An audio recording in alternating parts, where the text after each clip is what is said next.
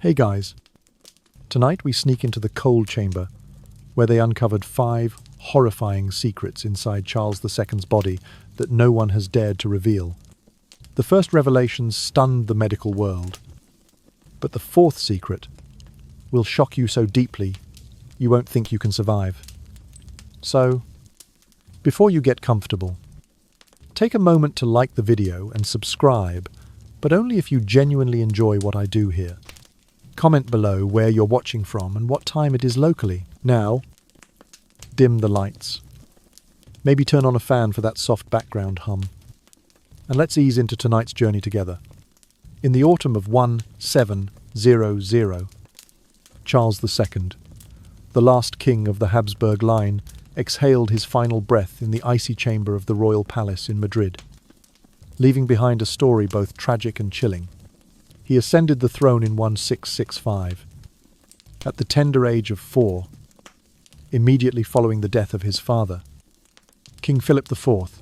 In the annals of history, the image of a child king, his head wrapped in a regal kerchief, yet eyes not yet bright with majesty, already burdened with the weight of keeping Spain's throne secure, strikes anyone who hears it with a pang of sorrow. Charles II, born in 1661, was the only surviving son of Philip IV and Empress Mariana of Austria. His father had been one of Europe's most formidable monarchs, extending Spain's influence through a series of brutal wars beyond its borders. His mother, Queen Mariana, of Habsburg Austrian blood, served as regent. When the young boy took the throne, she both sheltered him and bore the burden of governance, striving to maintain the illusion that the juvenile king possessed the ability to rule. Despite Charles's body having long borne a host of congenital deformities, a cleft lip, a receding jaw that twisted his mouth, an overly large tongue that rendered his speech slurred, and numerous other malformations. Within the palace, the fear of inbreeding hung over the court like a dark mist. Before Charles, other princes, including his elder brother Philip Prospero, had each died at the age of only 4 or 5. Every death brought fresh anguish, each funeral fanfare marking a new succession crisis. The Habsburgs, with a centuries-old tradition of marrying cousins and close kin to preserve pure bloodlines, had ultimately produced generations of royals, born frail or dying in infancy. Keeping the court in perpetual terror, Charles's childhood passed amid cold stone pillars and silent chambers filled with heavy sighs. He could not stand unaided until he was 8 years old, limp as a fallen leaf with every step guided by attendants. His speech only became somewhat coherent in adulthood, yet always carried a quaver and startle, as if each word cost him physical and mental anguish. The sight of a 4-year-old in lavish robes, deep in thought, sent a shiver through Madrid. From the moment of his accession, Charles II was unable to govern on his own. His mother, Queen Regent Mariana, and the chief ministers held real power, shielding the infant king amid factional struggles between Austrian and French parties. Both with direct stakes in Spanish affairs, Charles became a cultural symbol, embodying both the hope of preserving a mighty empire and the dread of a genetic legacy that threatened human suffering. In terms of achievements, Charles II left scant record of reform or military triumph. Instead, the image of a weakened monarch, easily swayed by external forces, underscored the tragedy of absolute power twisted by superstition and inbreeding. The court incessantly arranged dynastic marriages, first to Marie-Louise of Orléans, then to Maria Anna of Neuburg, in hopes of securing an heir, yet both queens remained childless. And the mysterious death of Marie-Louise in 1689 fueled whispers of assassination and political intrigue. Court life grew increasingly grim as priests prayed. Healers scoured the palace with potions and divinations for the ailing king. Incense, smoke, and holy water were meant to cleanse his soul. Yet the reality was bleak. Charles II was reduced to skin stretched over bones, wax pale and hollow-eyed, Nights found him convulsing in Zeitsuras, growling between ragged breaths, forcing guards to rush in and unbind him. A fetid stench emanated from his body that even costly perfumes could not mask. Yet, despite his decrepit condition, Charles II sat upon the Spanish throne for 35 years. A span long enough to convulse Europe with a protracted succession crisis. He survived repeated attempts by French and Austrian agents to manipulate the crown, as each faction raised troops at the palace gates, throwing Madrid into fear. Nonetheless, the frail king endured as a battered emblem of the Habsburg dynasty. Finally, in the autumn of 1700, Charles II died at the age of 38, closing a dark chapter in Spanish history. His death not only ended the Habsburg line, but ignited the War of the Spanish Succession, a decade-long conflict that devastated the economy and reshaped the European balance of power. The life and turbulent childhood of Charles II, from his father's death and his mother's regency to the court's frantic quest for an heir, stand as a poignant testament to the price paid when power is guarded by closed bloodlines and superstition tramples reason. In his final, laboured breath echoed the sigh of an empire that once boasted the sun never sets. In the final weeks of 1700, Charles II's frail body teetered on the brink of collapse, emaciated to the point that his skin clung like parchment to protruding bones. He could no longer support himself without two attendants on either side, their arms steadying his unsteady frame. As he shuffled between bed and faint hopes of recovery, his jaw sagged, lips parted in a perpetual drool. Each laboured attempt at speech reduced to scarcely intelligible murmurs. Night times offered no comfort. Convulsions racked his limbs with sudden, violent jolts. His eyes snapped open in panic, only to betray no recognition of the doctors rushing to bind his thrashing wrists.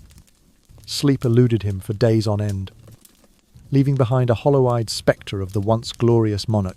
Within the palace's hushed corridors, a tense procession of royal physicians made their rounds, voices low as they confided in one another. They had bled him until his veins ran dry, believing that withdrawing his tainted humours might restore balance. They administered potent purgatives and bitter herbal decoctions, each draught worse than the last, hoping the plants of the Indies or the apothecary's mortar might yet work a miracle. Yet every remedy proved futile. Charles's gaunt figure grew paler by light and paler by dark, as though his life force were a fading candle guttering in the draughty stone halls. As physical treatments dwindled into ineffectiveness, a more ominous solution emerged. Whispered suggestions of demonic influence slithered through the marble galleries. The Inquisition, still an austere instrument of ecclesiastical power in Spain, was summoned to assess reports of supernatural occurrences. Courtiers once preoccupied with protocol now spoke in awed tones of unearthly voices echoing through the king's chambers, of phantom shapes glimpsed at the edge of the lamplight. Even hardened generals, accustomed to the roar of cannon and the clamour of war, found themselves unnerved by tales of Charles cursing the air at the stroke of midnight. In the royal antechamber, ministers and prelates gathered under vaulted ceilings, carved with angels and demons in equal measure. Flickering candles cast long shadows that danced across tapestries depicting Spain's imperial triumphs. A cruel contrast to the present despair. Heartbeats quickened. As testimonies were taken, a palace chambermaid described seeing the king's eyes roll back into his head, his voice warbling in a tongue no scholar could translate. A guard swore he heard laughter inhuman, hollow, echoing down the silent corridors. These accounts fueled a growing conviction that mere medicine could not touch the affliction. Meanwhile, the Queen, Maria Anna, sat by Charles's bedside, with grief etched into every line of her face. Her once regal composure faltered as she watched each seizure contort her husband's body.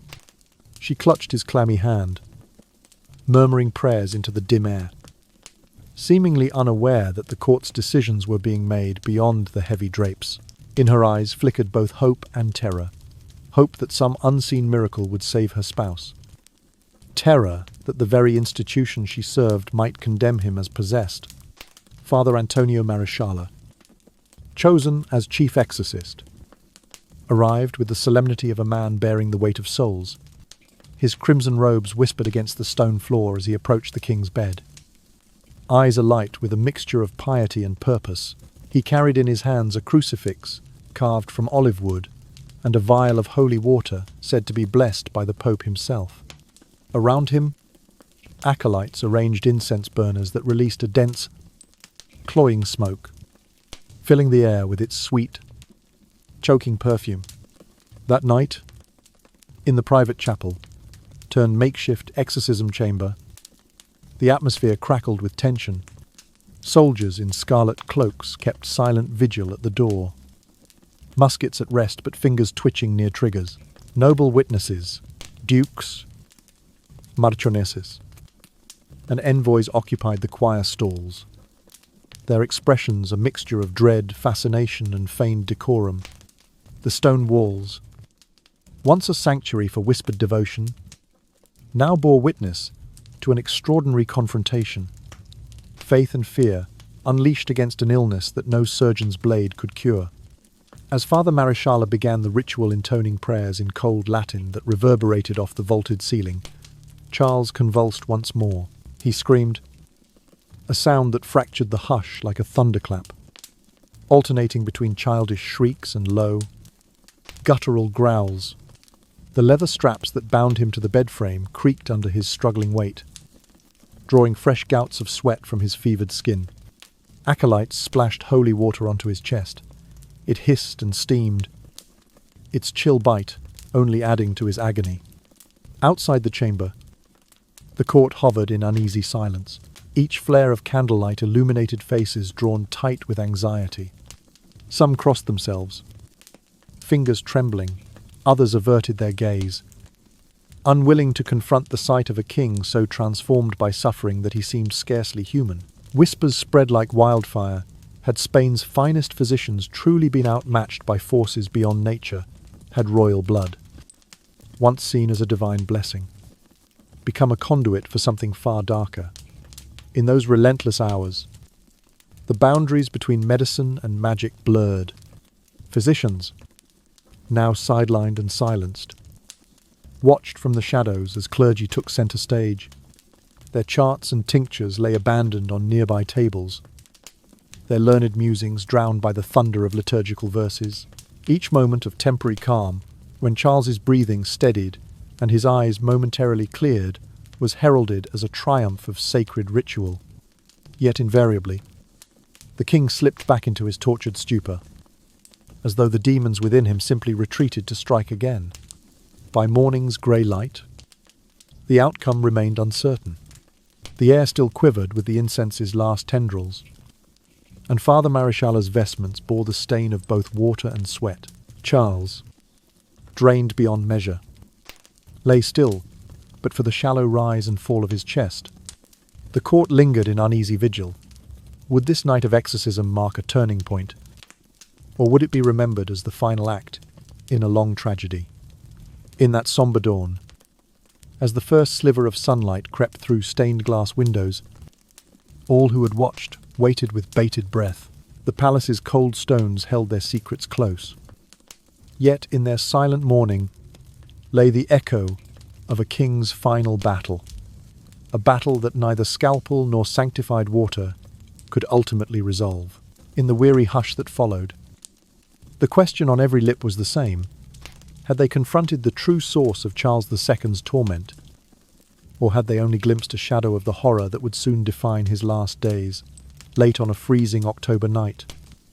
The great hall of the royal private apartments was transformed into an arena of ritual confrontation.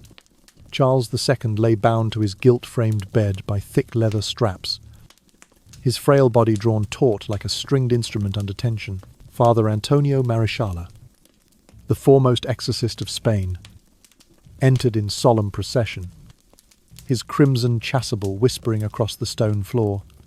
In his hands, he carried a small, silver-bound missal of Latin prayers, a crystal vial of holy water blessed in Rome, and a censer brimming with frankincense. Acolytes clustered behind him, each holding tapering candles whose pale light trembled upon the vaulted ceiling. The ceremony began with Father Marisciala's voice rising in measured cadence. In nomine Patris, et Filii, et Spiritus Sancti. Each syllable hung heavy in the frozen air as he sprinkled droplets of water across the king's chest, the liquid hissing upon contact with his fevered skin. The scent of burning incense curled in languid streams, mingling with the chill and the faint metallic tang of fear. Courtiers-ducs, marquises, high-ranking prelates pressed into the gallery, drawn by a mixture of dread fascination and courtly duty. Musketeers in scarlet mantles stood guard at the door, their polished barrels catching occasional glints of candlelight. Suddenly, the king roared a sound that shattered the hush. His cry lurched between the high-pitched wail of a frightened child and the guttural growl of some ancient beast. Leather straps bit into his wrists as he thrashed, every sinew taut with the effort to break free. His attendants scrambled to hold him fast, their gloved hands slick with sweat and holy water. Father Marisciala, undeterred, began a new litany, his words tumbling faster. More urgently, he invoked the archangels Michael, Gabriel, Raphael, to stand against the malignant spirit within the monarch's flesh. As each prayer landed upon Charles's ears, the king trembled violently, eyelids fluttering as if battling unseen visions. Flames danced atop the brass censers, casting flickering shadows that writhed across the tapestries depicting Spain's conquests. Every so often, Charles's lips cracked in half-formed words, fragments of Latin prayers mixed with cries in his native tongue. Courtiers leaned forward, straining to discern meaning in his agony, hoping for some sign that the exorcism was wresting control from the demon they believed tormented him. Father Marisciala next uncovered a small nickel crucifix and pressed it against Charles's brow. The metal bit coldly into the king's fevered skin, eliciting another wave of convulsions. Acolytes dashed forward with towels, blotting perspiration from his temple, even as they kept the bedclothes from tangling him further. The exorcist then pressed a relic, a fragment of a saint's bone, against Charles's heart, intoning a passage so low that only the immediate circle could hear: per hunc sacratissimum crucis potentium, exi ab hoc servo, DEI. With each repeated plea, the king's body writhed more fiercely. Leaves in a storm, his voice echoing against stone walls long accustomed to solemn worship rather than such visceral anguish. Between sessions, brief intervals of calm descended upon the chamber. Charles's chest heaved as he drew ragged breaths, beads of foam forming at the corner of his lips.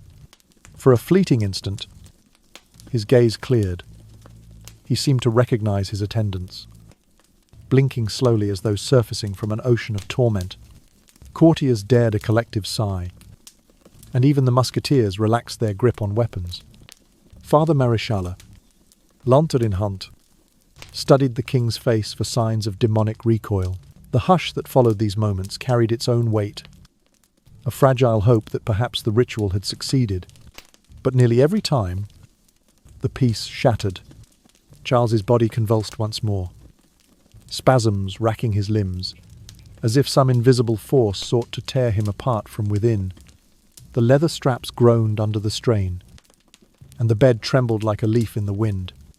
The incense burned low, its sweet smoke now thick and suffocating. Acolytes shuffled forward to relight candles, their hands unsteady as they tried to keep the chamber from plunging into complete darkness. Despite the ceremony's intensity, Charles's neurological state remained unchanged. He lingered at the brink of consciousness, his mind a fractured prism reflecting alternating moments of lucidity and abyssal confusion. Each lucidity, those brief instances when he seemed to grasp his surroundings, was a cruel tease. He would whisper a single coherent sentence, a plea for mercy, or a fragment of a prayer, only to lapse again into guttural moans. The bravest courtiers dared to hope that the malignant presence had been driven back, but Father Maréchal's weary eyes betrayed the truth. The exorcism had become as much a symbol of desperation as a remedy. By the ceremony's end, the royal physicians, once sidelined, emerged from the shadows to examine the king's battered body. They noted bruises at the strap marks, the sheen of sweat drying on his paleness, and the tremor that coursed through his frame like a final mocking testament to their own impotence. Incense smoke clung to his hair, and his breath came in shallow gasps, as though the ritual had drained rather than restored his vitality. In the grey dawn that followed, the exhausted assembly dispersed, carrying with them the grim certainty that neither prayer nor potion could unmake the damage wrought by decades of genetic ruin. The exorcism, intended as a last beacon of hope, had instead crystallized the empire's collapse into a single night of horror. It became a legend, whispered in the corridors of power, the night when a king's suffering was laid bare for all to see, and when the mightiest physicians and the holiest priests alike proved unable to save him from the darkness within. On the first day of November, in the year 1700, the fragile life of Charles II finally ebbed away. Word of his passing travelled like wildfire across European courts, triggering the long-feared succession war before a single tolling bell had silenced its echoes. Yet for the moment, in Madrid's hushed streets, all attention turned to the solemn rites that would attend the Habsburg king's final journey. Preparations began almost immediately. In the twilight of his death chamber, Señor Courtier-Duc, marquises, and high-ranking prelates assembled to arrange the funeral cortege. A council of state met in austere formality within the Alcazar's vaulted hall, candlelight dancing on tapestries that celebrated Spain's imperial glory. Plans were drawn. The body would lie in state for 3 nights upon a marble bier in the royal chapel of the palace. Draped in deep purple velvet, embroidered with golden Habsburg eagles, the king's funeral canopy would stand on 12 carved columns, symbolizing the 12 provinces of Spain. And the dirge would be led by the Archbishop of Toledo himself, accompanied by 1,000 choristers drawn from cathedral and court. On the morning of November 1st, the royal funeral procession assembled. Horse-drawn hearses, lacquered black and silver, were adorned with crimson plumes and ashen wreaths. Knights in mourning cloaks of sable and ermine capes filed past the bier, each placing a single white rose upon the polished oak casket. Foreign ambassadors from France, Austria, England, and the Low Countries were present, each a witness, each an observer, each an agent of shifting alliances that would soon rip the continent apart. The military guard of honor, 2 battalions of regular infantry, whose uniforms still carried the fresh mark of Bourbon reform, presented their arms and fired silent volleys into the still air. Yet even amid the grand ceremony, whispers of unease flitted through the throng. Some noted that the king's face, embalmed beyond all recognition, seemed unnaturally drawn, as though the mortician had hastened his work. Courtiers claimed that during the lying in state, faint moans issued from the covered bier, prompting guards to place additional lanterns and pray for the monarch's eternal rest. A noblewoman fainted at the foot of the coffin, insisting she saw the late king's eyes blink beneath the shroud. Though no physician could confirm her vision, such murmurs spread rapidly, casting an odd tension alongside the practiced elegance of the cortege. The funeral mass itself took place within the dim grandeur of the royal chapel. Stained glass windows filtered grey daylight onto rows of bowed heads, while the choir intoned requiems that rolled like distant thunder through the nave. Archbishop Don Francisco de la Mora delivered a eulogy that touched on Charles's sufferings, his long years of affliction, the heavy burden of his lineage, and the faith that sustained him amid the cruelest torments. Yet certain passages struck uneasily at the assembled when the archbishop spoke of leaving behind more questions than answers. Ambassadors shifted in their stalls, sensing the undercurrents of political upheaval. When the service concluded, the cortege processed back through the palace's great courtyard, now lined with torches whose flames danced on the cold stone.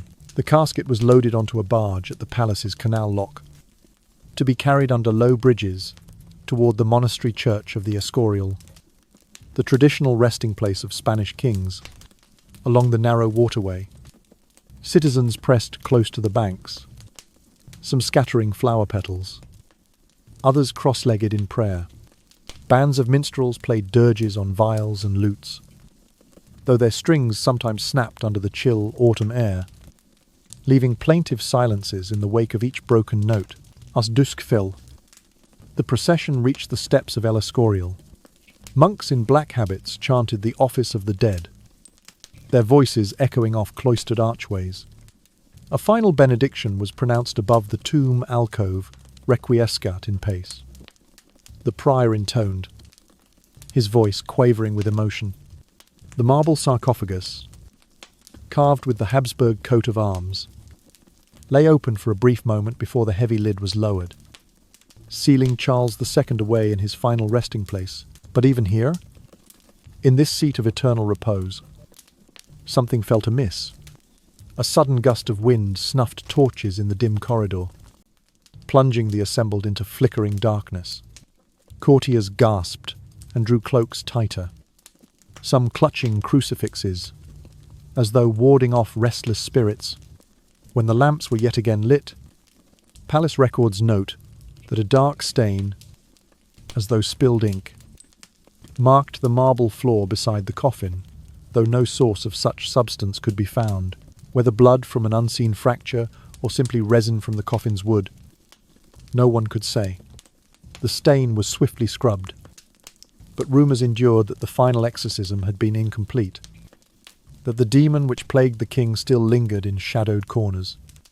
In the days that followed, mourning bells tolled across Spain, and the court slipped into a period of guarded silence. Yet behind closed doors, nobles whispered of the king's ghost, of rattling chains and distant cries that haunted empty chambers. As emissaries hurried to announce succession claims, and armies prepared for war, the memory of Charles's tortured end and unsettling funeral lingered like a half-remembered nightmare, a portent of the turmoil that would soon engulf Europe. And so, amid the flicker of torchlight and the echo of psalms, Charles II of Spain was laid to rest. Yet his final ceremonies, steeped in grandeur and shadowed by strange occurrences, served as both testament and warning that the weight of a crown, the secrets of a life, and the mysteries of death itself can combine to haunt the living long after the sovereign has breathed his last. Amid the solemn atmosphere of the funeral rites, the royal physicians and renowned scholars meticulously recorded each step of Charles II's post-mortem examination, aiming to paint the most comprehensive portrait of the Habsburg genetic catastrophe. They unearthed 5 horrifying findings hidden within the emperor's body, each arranged in order from the exterior inward, allowing us to gradually uncover the severity of each lesion. Now, let us proceed together to the very first revelation they discovered. First, a heart no larger than a child's fist. Late in the autumn of 1700, long after the candles had guttered and the last echoes of lamentation had faded from the palace corridors, the royal physicians turned their attention to the most astonishing of all discoveries, the king's heart. When they carefully removed the organ from its vaulted chamber, they found a structure scarcely larger than the clenched fist of a child, perhaps no more than the size of a small boy's hand. Imagine a heart no bigger than that of an 8-year-old. Yet this tiny muscle had miraculously kept Charles II alive for nearly 40 years under the unrelenting strain of disease and deformity. The physicians stood in stunned silence as they beheld its grotesque form. The tissue was desiccated and shrunken, its surface blackened and leathery in appearance, as though it had been left to bake in the Mediterranean sun until it dripped all its life's vitality away. In contrast to the plump, resilient organ they expected, this heart looked more like a fragment of charred wood than the supple muscle needed to pump life-giving blood through a man's veins. One senior surgeon whispered to his colleague that it was a miracle this remnant had ever beaten at all. On the dissection table beneath the flickering torchlight, The heart's chambers lay collapsed and distorted. The ventricles, those powerful pumping chambers vital for propelling blood through the body, were almost entirely contracted, their walls thickened in places and paper-thin in others. Each contraction could at best move a mere trickle of fluid, yet Charles's body had somehow endured, relying on this skeletal remnant to sustain his organs through decades of degeneration. The idea that such a nearly non-functional organ had served him for 38 years defied every lesson of anatomy they thought they knew. Hearts of similar size, they knew, belonged to children or small animals. In any medical text of the era, a heart this diminished would be considered dead by every definition. Yet from the moment of his birth, Charles had been endowed with this extraordinary anomaly, a heart so compromised that his court physicians had long feared it might give out at any moment. The tissues themselves bore the scars of chronic ischemia, patches of fibrous scar tissue where muscle cells had perished from lack of oxygen, interspersed with areas of brittle calcification that cracked at the gentlest touch. In one quadrant of the myocardium, a dark stain hinted at an old infarct, a silent heart attack that likely passed unnoticed in his childhood thanks to his muted symptoms and his sheltered life behind palace walls. The Crown's chief medical officer, poring over his notes by candlelight, recorded that the coronary vessels, the delicate arteries tasked with feeding the heart itself, were choked with sclerotic plaques. Their lumens narrowed to ribbons, blood flow, they deduced, had been chronically impaired, causing repeated mini-infarctions throughout his life. Yet the king had persisted. Each feeble beat had demanded more effort than any normal heart could muster. And still, he lived on, sustained by sheer will, and the ministrations of countless physicians. When the autopsy report reached the broader medical community, it sent shockwaves through Europe's anatomical schools. Students and professors alike marveled that a man could survive with so little functional cardiac muscle. In lectures and treatises that followed, this peppercorn heart, as some anatomists dubbed it, became emblematic of the catastrophic toll that centuries of inbreeding had taken upon the Habsburg line. They debated whether any modern technique could rectify such a condition, or whether, indeed, any physician could ever save a patient with a heart so ravaged. In that pale, echoing chamber, the physicians closed the king's chest and stepped back, their thoughts heavy with the implications. The tiny, charred heart had borne the full burden of a monarchy's hopes and fears, pumping against impossible odds until the very end. It was more than a medical curiosity. It was a testament to human fragility and the limits of power, a somber reminder that no crown can conquer the quiet tyranny of biology. Second, finding lungs engorged with fluid and necrotic tissue. As the royal surgeons moved from the heart to the chest cavity, they encountered an even more harrowing spectacle: Charles II's lungs, swollen and sodden with fluid, their spongy tissue giving way under the slightest pressure. Under the flicker of torchlight, the pleural sacs burst with the weight of accumulated liquids, an ominous puddle pooling beneath the breastbone. This was no mere congestion from a passing cold. The surgeons noted that large portions of the pulmonary parenchyma had succumbed to necrosis. The living tissue rotted away, leaving cavernous voids where oxygen exchange could never occur. Lying supine on the marble table, the king's chest was opened to reveal lungs that looked more like overripe fruit, bruised and collapsing inward. H. lobe, once pliant and airy, now bore dark, waterlogged patches that oozed afoul, turbid serum at the incision's tip. The fluid's consistency was greasy, tinged with blood, and the unmistakable scent of decay. Courtiers pressed closer at the edge of the chamber, having been warned that this sight would be far worse than the shrunken heart they breathed through handkerchiefs, the acrid odour choking their nostrils. In their notes, the physicians described multiple cavities, some the size of small apples, where lung tissue had literally liquefied.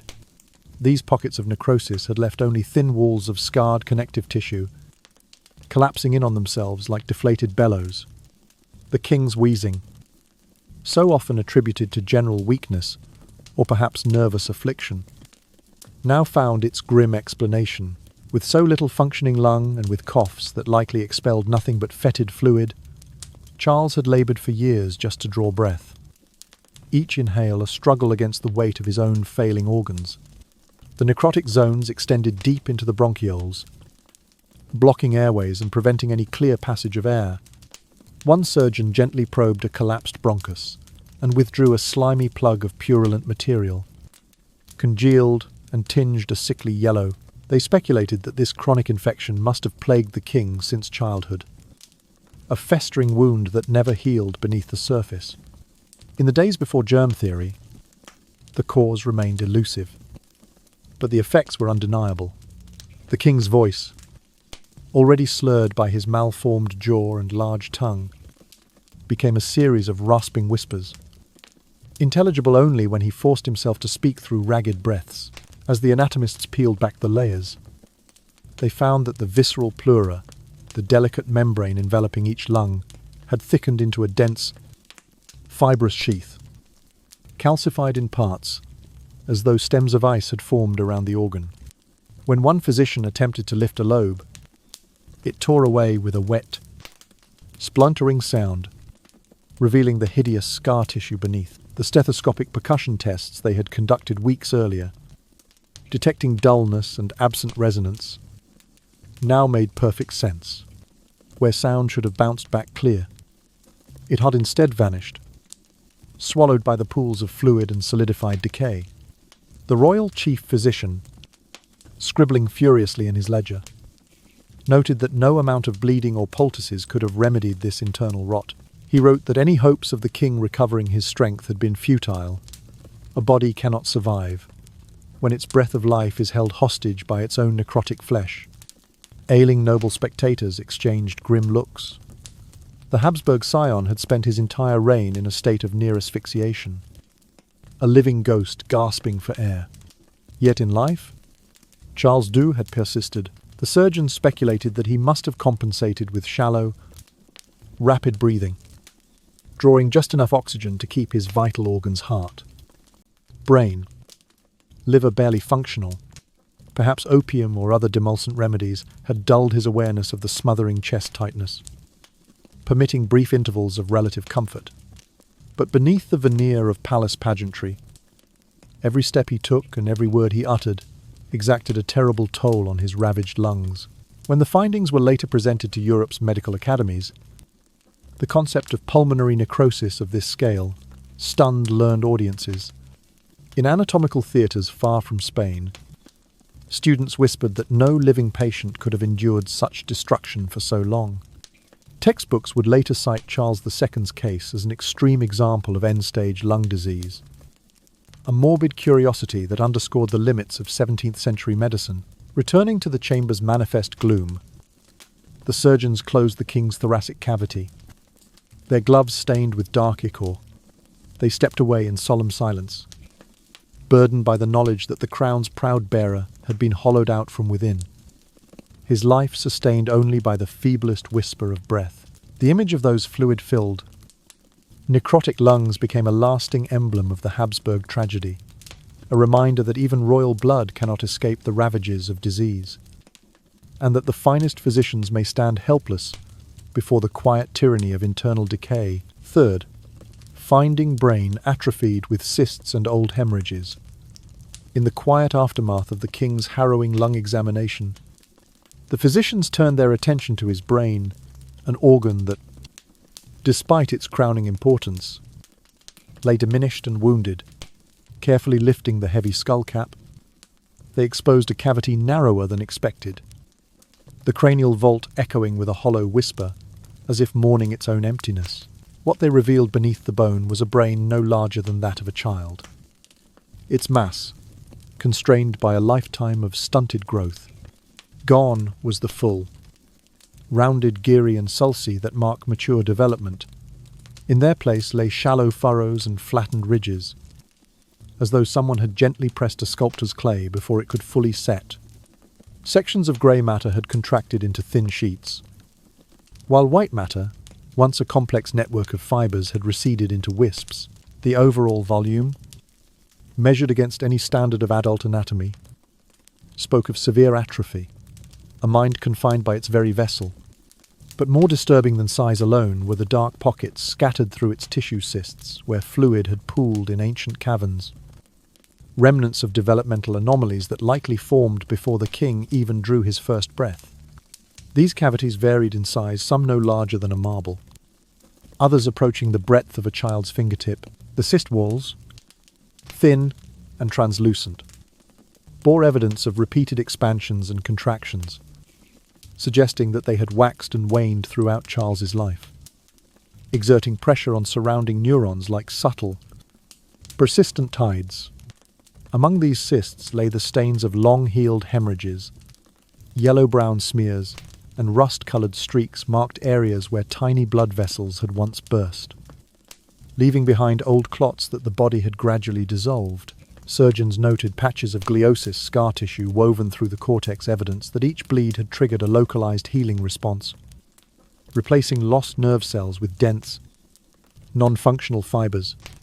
In the mind of a normal man, Zook lesions might manifest as situs, memory lapses, or cognitive slowdown. For Charles Dew, they formed part of a larger tapestry of neural impairment that left him vulnerable to fits, confusion, and unpredictable behavior as they traced their fingers across the brain's surface. One physician murmured that no textbook described such a landscape. The combination of widespread atrophy, multiple cysts, and layered hemorrhagic scars pointed unequivocally to severe genetic disruption, an end result of centuries of close kin unions within the Habsburg lineage.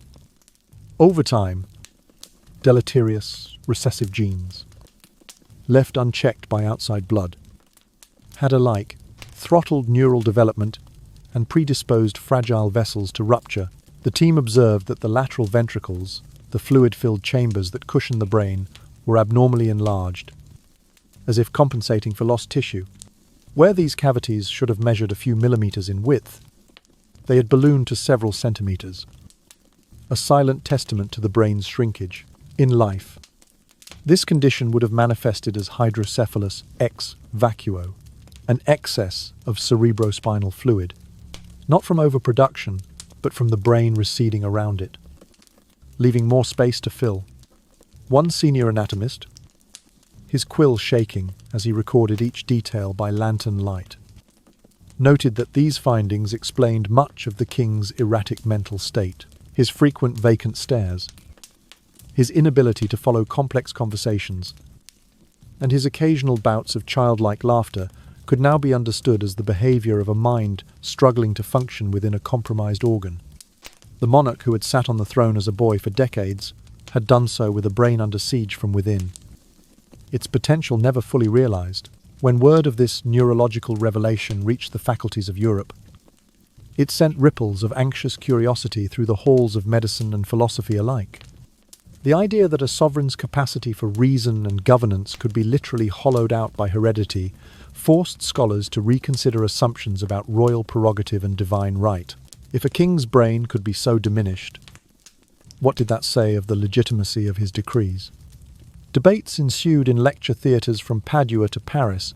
Could a monarch with such anatomical impairment truly exercise free will? Or had his ministers been the true architects of policy all along? As the palace surgeons closed the skull and rejoined the other physicians in the candle-lit antechamber, a sombre awe hung over them. The image of the tiny, scarred brain remained etched in their memories, a poignant emblem of the human cost of dynastic obsession. No crown, no matter how glittering, could stave off the slow erosion of flesh and nerve wrought by generations of inbreeding.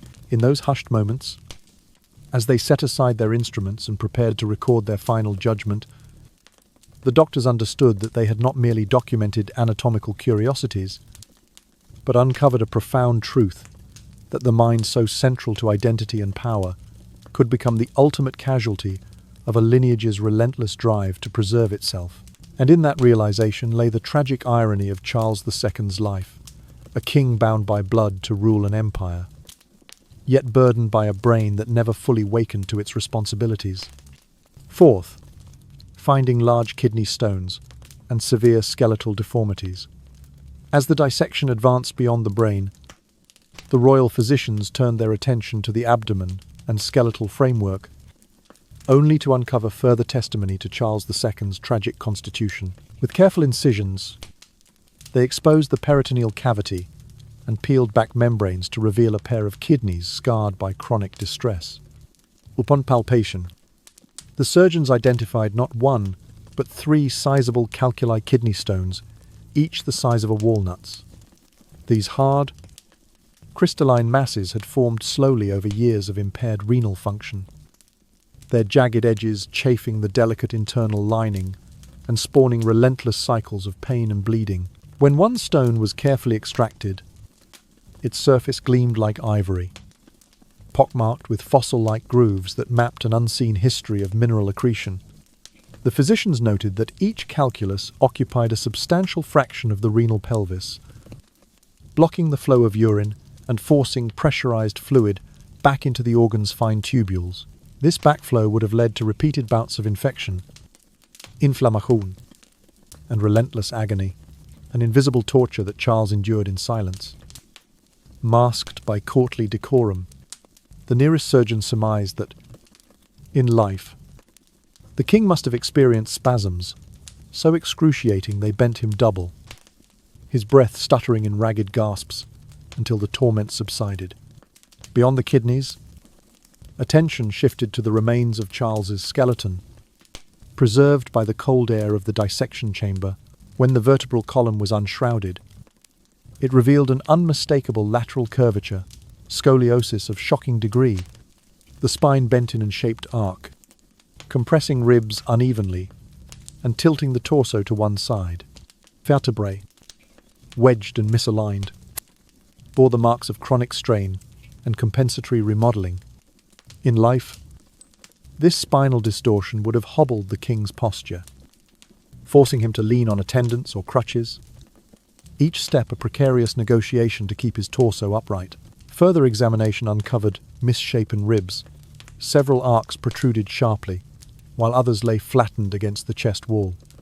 These deformations, likely congenital or exacerbated by the persistent pulmonary illness, would have constricted lung expansion even further, compounding the difficulty of breathing that had already been so dire.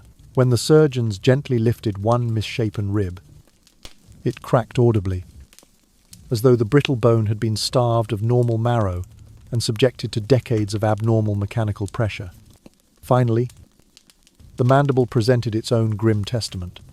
The lower jaw jutted forward at an unnatural angle, creating a pronounced prognathism that distorted the king's facial profile. The mandibular bone was twisted and asymmetrical, a permanent testament to the Habsburg jaw for which the dynasty had become infamous. This deformity, paired with a cleft palate and an oversized tongue, rendered mastication a near impossible task. Surgeons found wear patterns on the teeth, flat planes and chipped enamel indicating that Charles ground his food against bone or forced it down through grinding motions that, at best, produced only the thinnest gruel. In life, even swallowing would have required effort, each bite a battle against his own skeletal misalignment. The cumulative effect of these findings painted a grim picture. The internal stones had bleached and scarred his kidneys, robbing him of comfort and health. The twisted spine and warped ribs had compounded respiratory distress. The misshapen jaw had turned eating into a chore of reluctance and pain. Charles II's body, fragile as it was, had borne these burdens silently, his demeanour of stoic resignation, masking a lifetime of physical torment. In the candlelit antechamber, the physicians recorded every detail with heavy hearts. They recognized that no poultice, no bleeding, no religious rite could have remedied such structural ruin. They had not merely catalogued anatomical curiosities, but witnessed the relentless toll of genetic catastrophe on human flesh and bone. Each stone that had lodged in a kidney, every vertebra bent into unnatural curvature, and the jaw frozen in its forward thrust served as chapters in a harrowing chronicle of inherited folly. When these revelations reached the halls of medical academia, they reinforced the cautionary lesson of Charles II's autopsy that the proudest dynasties, if governed by an obsession with bloodline purity, could condemn their heirs to unspeakable suffering.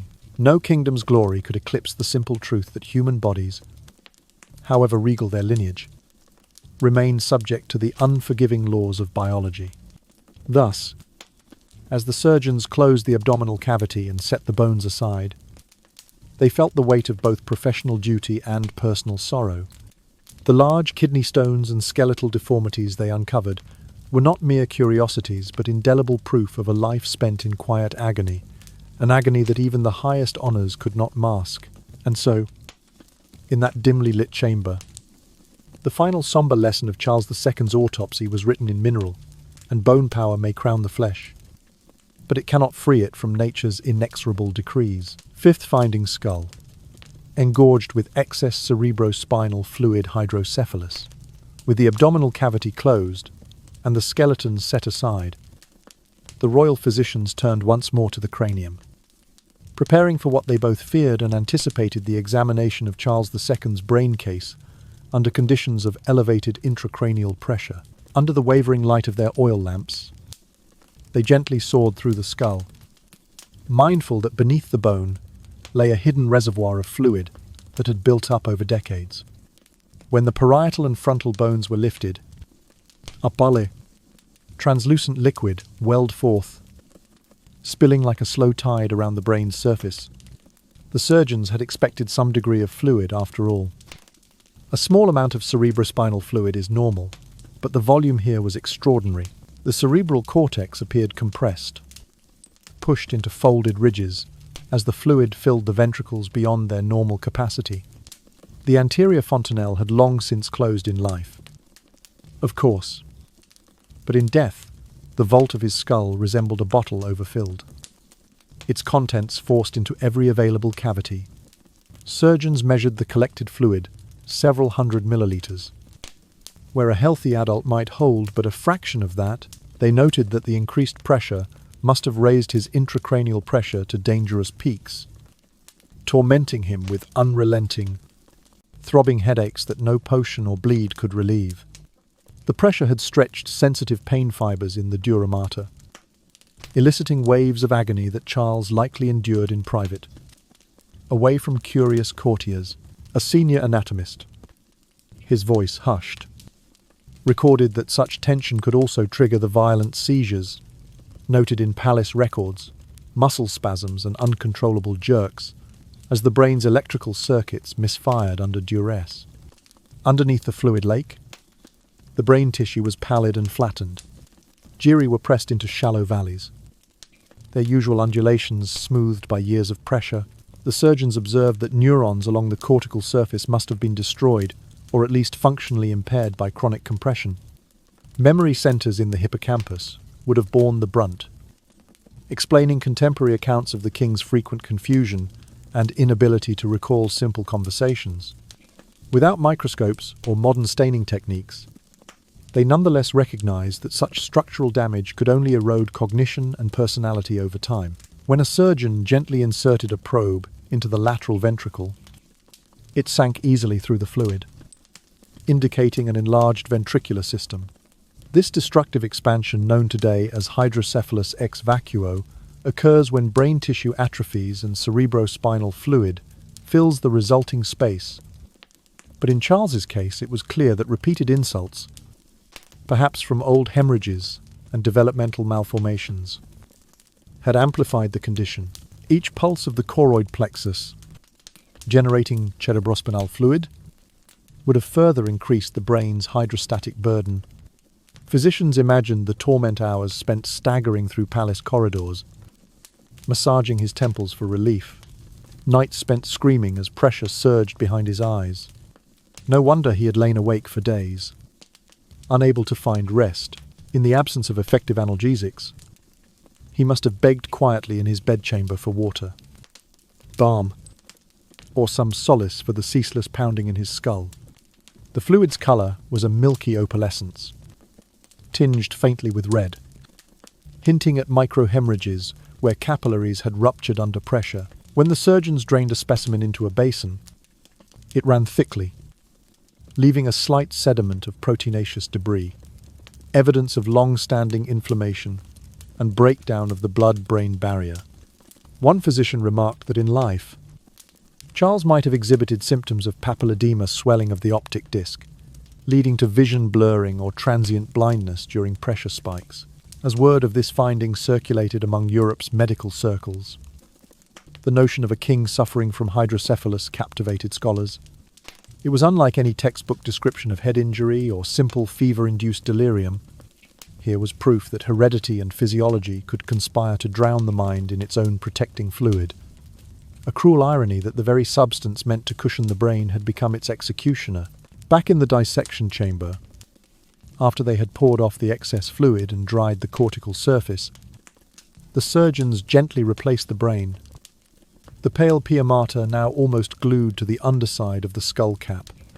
They noted in their journals that no scalpel nor remedy could have reversed such entrenched pressure dynamics.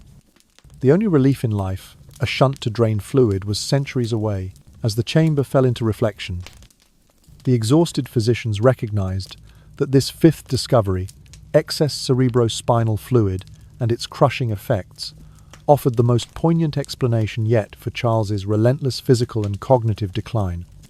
His throne may have been gilded, his court splendid, but inside his skull lay a watery tomb where thoughts were smothered and pain ruled supreme. In the end, the crown atop his head was overshadowed by the invisible weight bearing down from within, an eternal reminder that even kings cannot escape the unyielding laws of nature.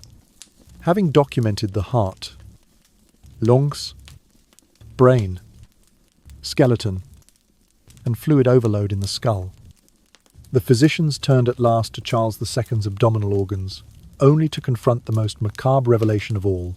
As they reflected back the slices of peritoneum, they found viscera already in a state of decay, unbefitting a body so freshly deceased. The stomach lining was ulcerated and blackened, its tissue friable to the touch.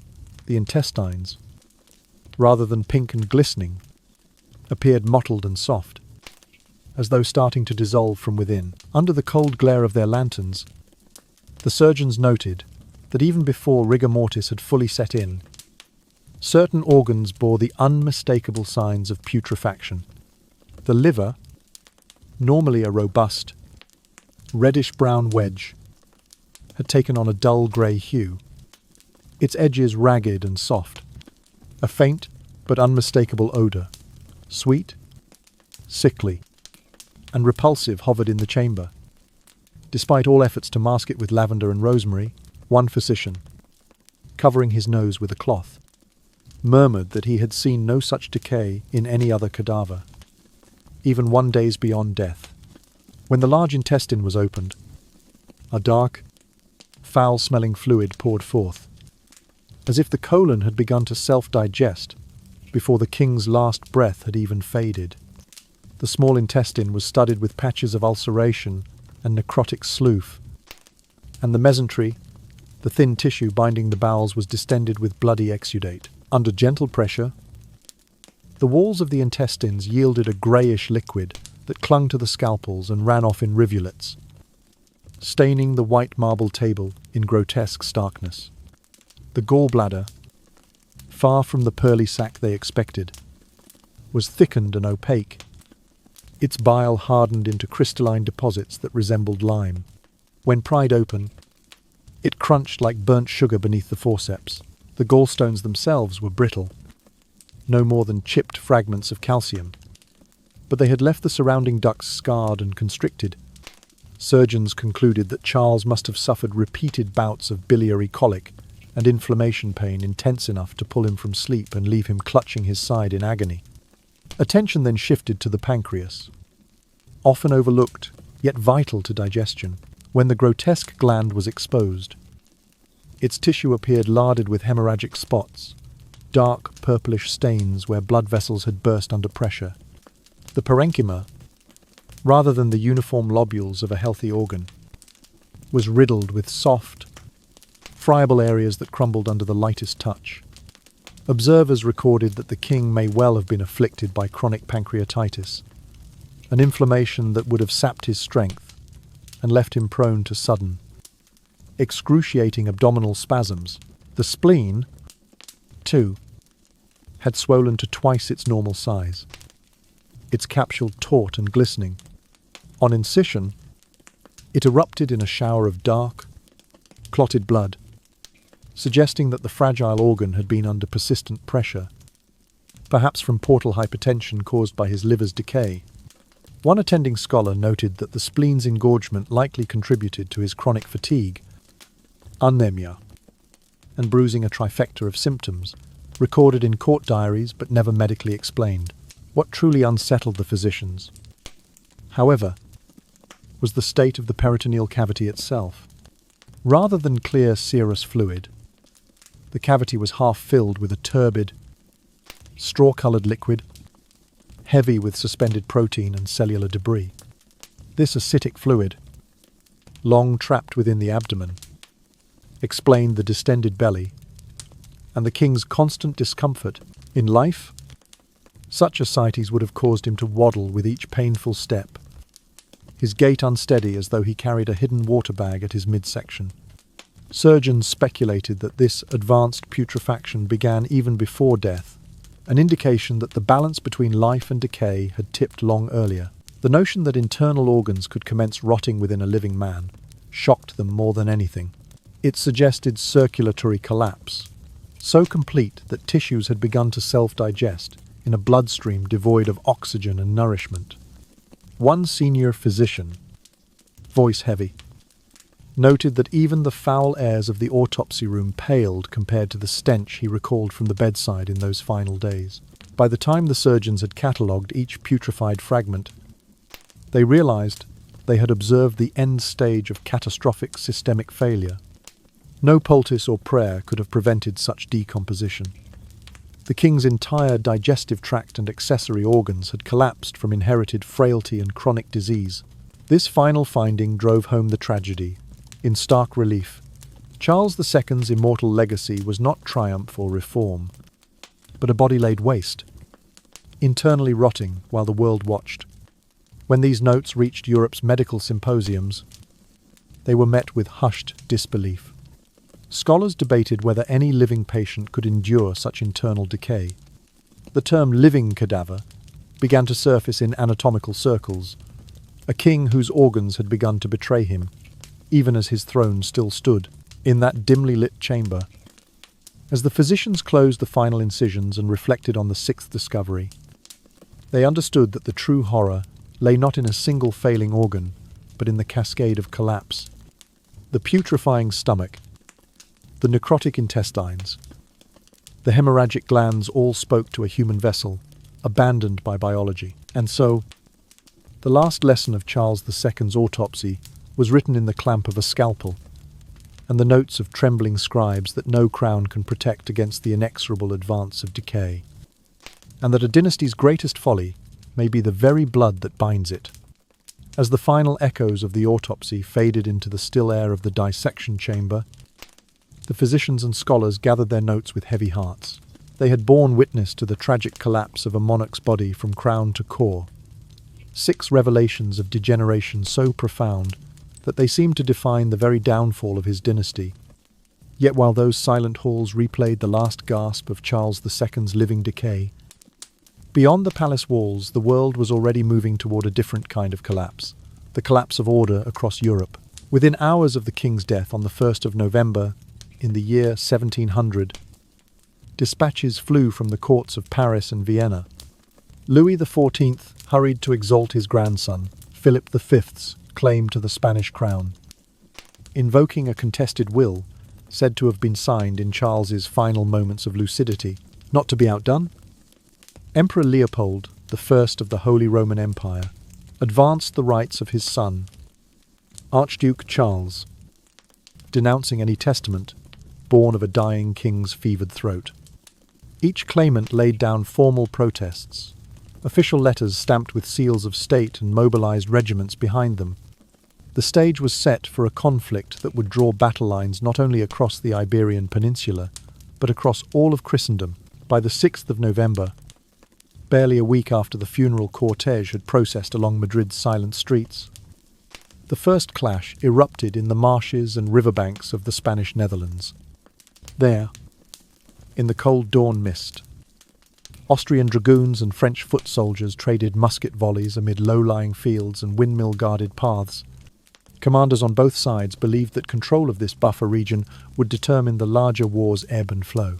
The gun smoke mingled with the morning fog as cavalry charges thundered across sodden earth, leaving both armies bloodied and unbowed. Meanwhile, across the Channel, news of the opening salvos reached London and The Hague with alarming speed. England and the Dutch Republic, long uneasy partners, united only by fear of Bourbon ambition, decided almost in unison to side with the Austrian cause. In hastily convened councils, statesmen argued that if France and Spain were ever joined under a single Bourbon king, the balance of power on the continent would tip irreversibly. They feared not only for the security of the Low Countries, but for the safety of their own trading fleets, whose routes through the Mediterranean and Atlantic would suddenly lie under threat. Within days, British and Dutch fleets sailed to reinforce Habsburg positions, while regiments mustered at ports in Sussex and North Holland, banners snapping in the wind. In Madrid, the new Spanish court under Philip V braced for war. French advisors drilled local militia in shock tactics borrowed from Versailles. Spanish nobles swore fealty to their Bourbon king, hoping to preserve their privileges against an Austrian overhaul.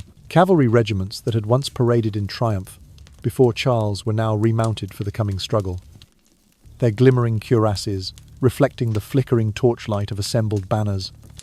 As armies mobilized in Europe, the conflict spread its tendrils across the oceans. Gibraltar, that rocky sentinel at the entrance to the Mediterranean, instantly became a prize for any fleet daring enough to challenge it. The British and Dutch squadrons blockaded the strait, while French ships patrolled the Bay of Biscay, seeking to intercept Spanish galleons laden with American silver. Islands such as Minorca and Sardinia saw garrisons hastily reinforced, forts buttressed, and gun batteries manned against possible amphibious assault. Further west, in the Caribbean and North America, colonial governors read the alarms raised by maritime raiders. French privateers, authorized by letters of marque, stalked the shipping lanes off Hispaniola and Jamaica, seizing merchantmen and terrorizing coastal plantations.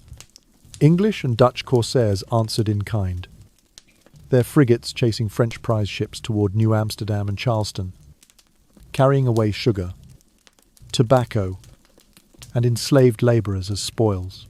The calms of colonial life shattered beneath the roar of cannon and the cry of cutlasses, as remote trading posts found themselves on the front lines of an imperial contest. Inside Spain's own provinces, the war worked its ruin.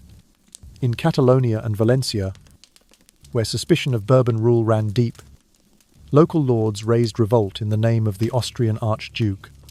Bands of irregulars raided supply convoys, burned distilleries, and sacked villages perceived to harbour Bourbon sympathizers. In Castile and Andalusia, peasants struggled under the weight of new levies to fund Philip's armies, and guerrilla bands ambushed tax collectors and requisition parties. The Spanish heartland, once secure in its Habsburg inheritance, fractured into a patchwork of loyalties and strife. Amid this sprawling conflict, diplomacy continued in whispered hallways. Envoys from Berlin, Venice, and the Papal States navigated shifting alliances, negotiating local truces, even as they prepared for broader campaigns. Treaties were proposed, only to collapse under fresh demands. Letters promising neutrality vanished when declarations of war thundered across borders. The war became a tempest in both ink and steel, a trial by diplomacies as much as by battalions. As the year turned to 1701 and 1702, the war's contours remained fluid. Frontiers moved back and forth across the Low Countries. Sieges gripped coastal fortresses. Fleets duelled in narrow seas. The European great powers found themselves locked in a bitter choreography of alliance and enmity, each afraid that a single misstep would unleash Bourbon dominion or Austrian encirclement. Thus, from Charles II's deathbed in a cold Madrid chamber to the cannon fire ringing out across Europe and the Atlantic, the War of the Spanish Succession unfolded as a grand tragedy of dynastic ambition. It would endure for more than a decade, shaping the map of continents and the fortunes of millions. Yet at its heart lay the memory of a frail king whose body, diseased and deformed, had sparked a conflict that would test the very limits of power and survival across the known world. As the war pressed into its second year, the waters surrounding the Rock of Gibraltar became the stage for one of the conflict's tensest and most decisive naval engagements. English and Dutch warships patrolled the strait in long, deliberate lines, their sails slack in the dawn. Breeze as lookouts scanned the horizon for sails of enemy fleets. Merchant convoys laden with wool, saltfish, and Dutch grain moved in guarded columns. Each ship escorted by frigates, flying the Red Cross of St. Olive, George and the Orange Lion of the United Provinces. Their mission was simple yet vital: to keep Spain and France cut off from the riches of the Americas and the Spice Islands, thereby choking their war chests dry. Opposite them, the combined French-Spanish fleet thundered through the Mediterranean, evading blockading squadrons, with every advantage of familiarity with the winding coastlines. At sea, the two sides met in swirling maelstroms of smoke and thunder. Cannons roared in deafening volleys, sending iron shot arcing across the water, smashing into wooden hulls with bone-jarring impact. Sails ripped, masts splintered, and decks ran slick with seawater and the blood of fallen sailors. In the swirling haze, English gunners aimed for the enemy's rigging in hopes of crippling pursuit or escape, while French captains returned fire with a ferocity born of desperation to protect their supply lines. When the smoke cleared at evening's end, crippled ships from both sides lay adrift or hove to, crews scrambling to repair damage by lantern light. The English-Dutch flotilla, though battered, succeeded in its objective. The French-Spanish supply vessels were forced to retreat toward Cadiz and Cartagena, laden with shot and shot away from supporting the armies across the Pyrenees.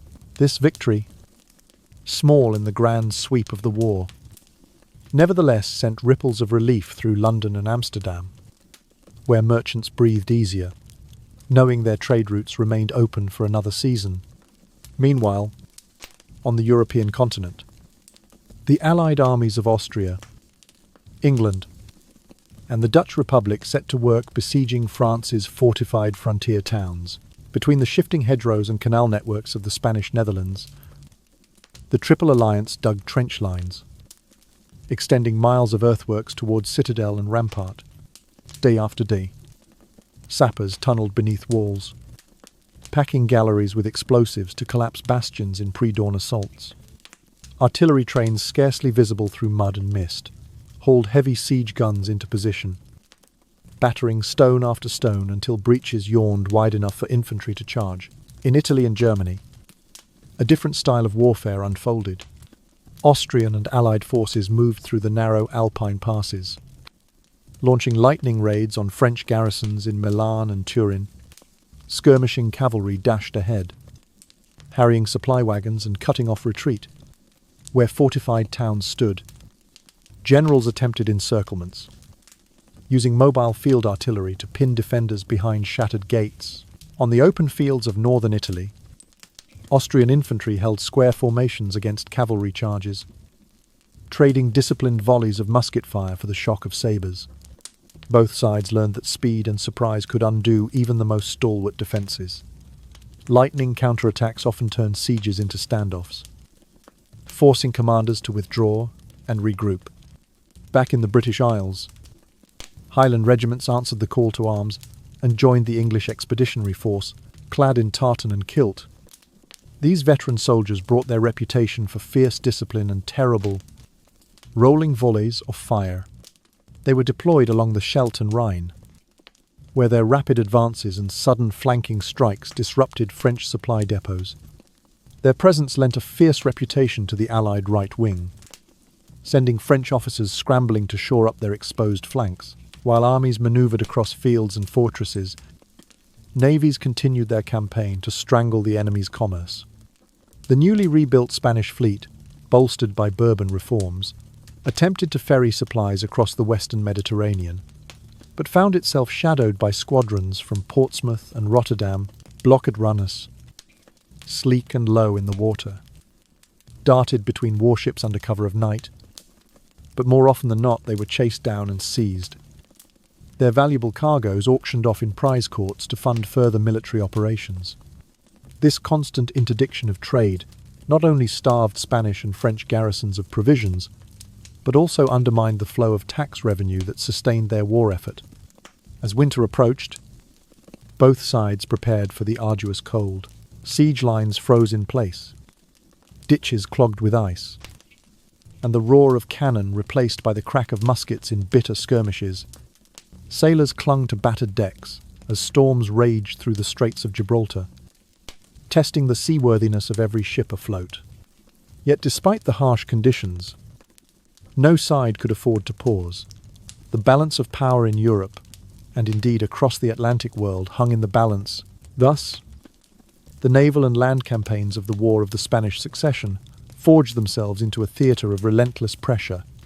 Gibraltar's waves bore witness to brutal sea duels. Belgian canals cradled trenches alive with malevolent intent. Italian valleys echoed to the crack of rifle and cavalry charge. And Scottish veterans earned fresh laurels beneath distant banners, whether on the rolling deck of a frigate or at the mouth of a fortress cannon. Each man played his part in a conflict that would redraw the map of Europe and usher in a new age of warfare, one where the fortunes of kings and empires would be decided not only by the swords they wielded, but by the oceans they controlled, and the fortresses they could starve into submission. By the time the war reached its midpoint, Spain's once formidable treasury had been bled dry by years of conflict.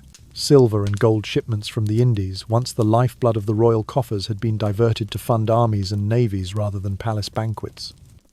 Spanish government bonds, once regarded as rock-solid investments even by foreign financiers, tumbled in value as investors realized the crown could no longer meet its obligations. In London and Amsterdam, merchants and speculators who had eagerly snapped up Casa de Contratación debt found themselves holding worthless paper. Several banks, the very institutions that had financed Spain's global empire, collapsed under the load of bad loans. Their vaults emptied by panicked depositors and creditors. Back in Madrid, the mood turned grim. Tax collectors, once cordially received at the gates of Andalusian estates, now endured jeers and even violent resistance.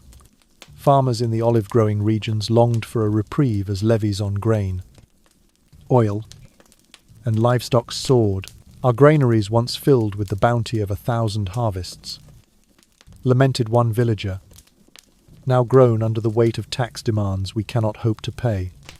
In the bustling markets of Madrid, merchants, some still reeling from the loss of Caribbean trade, faced steep duties on everything from dyed cloth to wrought iron. Goods piled up in warehouses, waiting for shipping permits that never arrived, and shopkeepers shut their shutters to avoid the shame of insolvency.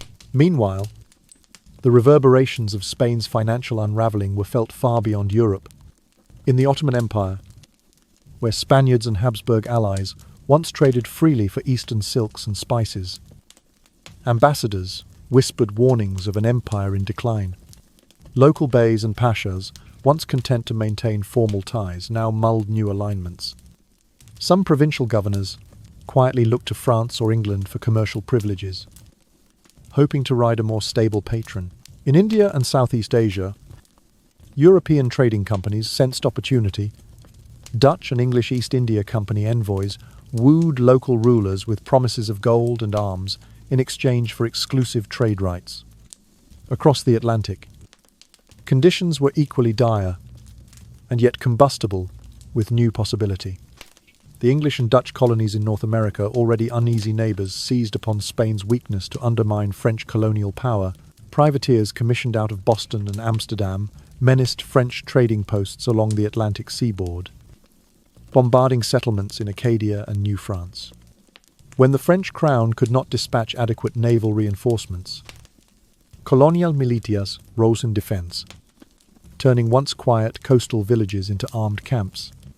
Skirmishes off the Carolinas and in the Labrador fisheries became common as each side sought to protect its fishing fleets and freight barges laden with furs. In the Caribbean, the pattern repeated itself on a more brutal scale. English and Dutch corsairs, their letters of marque, freshly inked by London and The Hague, struck at French and Spanish merchantmen between Cuba and Hispaniola, sugar plantations and cattle haciendas on Barbados. St. Kitts and Jamaica fortified their shores, building new blockhouses to ward off amphibious raids. Planters in Martinique and Guadeloupe watched nervously as supply ships grew scarce.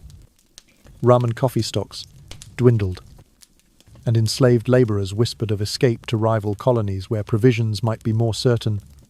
The Crown's response was hamstrung by purse strings that no longer stretched. Attempts to raise new loans, either through foreign bankers or via domestic forced loans on the nobility, met fierce resistance. The Cortes, called in emergency session, could only debate the merits of even higher levies, while ministers warned that pushing too far risked rebellion. Rural unrest in Andalusia simmered as bands of displaced peasants roamed the countryside, exacting feudal dues they could not pay, and occasionally raiding grain stores in desperate protest. Meanwhile, Spain's most prized colonies felt the squeeze. In Mexico City and Lima, viceroys reported declining silver outputs as mines ran low on timber, tools, and skilled labor resources previously shipped from Europe. Without new investment in mining infrastructure, yields fell year after year. Local merchants, strapped for Spanish coin, began bartering directly with English and Dutch merchants in Panama and Cartagena, effectively cutting Madrid out of the trade entirely. By early 1705, the financial crisis had become inseparable from the broader strategic struggle.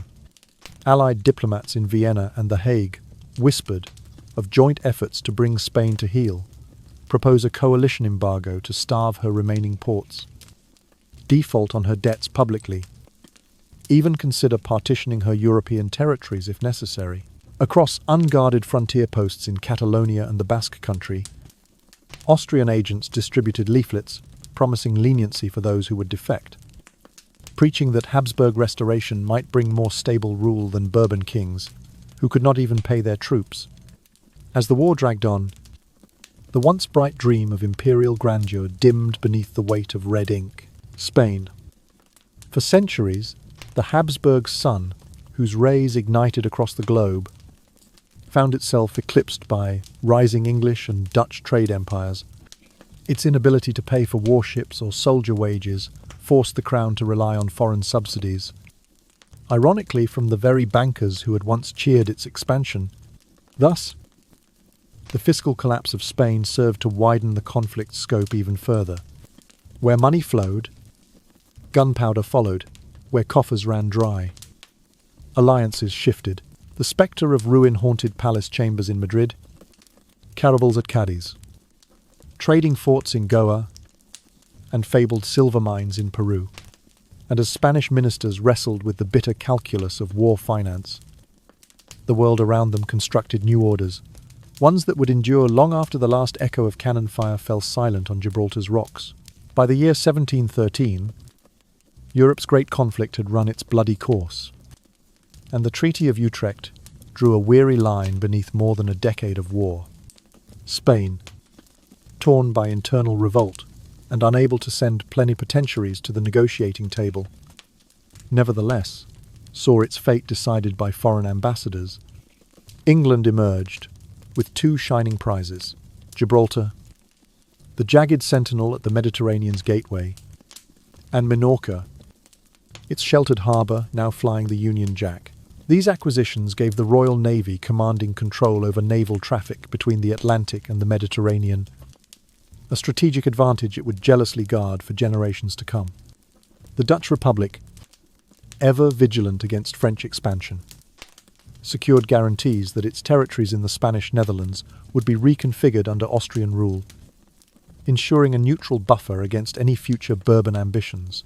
For Austria, the treaty opened the gates to the once Spanish provinces of the southern Netherlands territories, roughly corresponding to modern Belgium, and the rich Kingdom of Naples.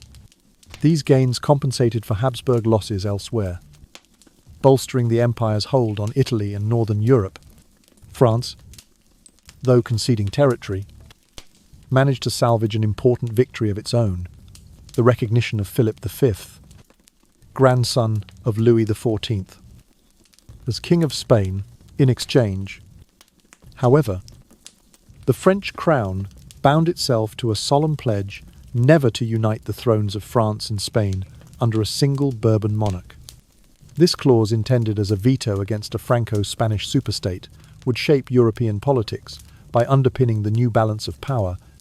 Despite ceding first lands in Europe, Spain succeeded in retaining its crown. Philip V, at barely 23, returned to Madrid with his dignity intact, yet facing the stark reality of a diminished realm. The loss of European territories was painful, for while they paled in economic value beside Spain's American colonies, they had long symbolized imperial prestige.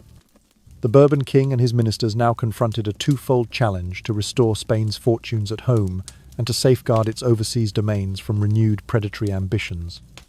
Thus began the age of Bourbon reform. Inspired by their French cousins, Philip V and his Consejo de Castilla set about centralizing governmental authority. Regional fueros and archaic privileges that had hamstrung efficient rule under the Habsburgs were curtailed. A meritocratic corps of intendants replaced many traditional provincial governors.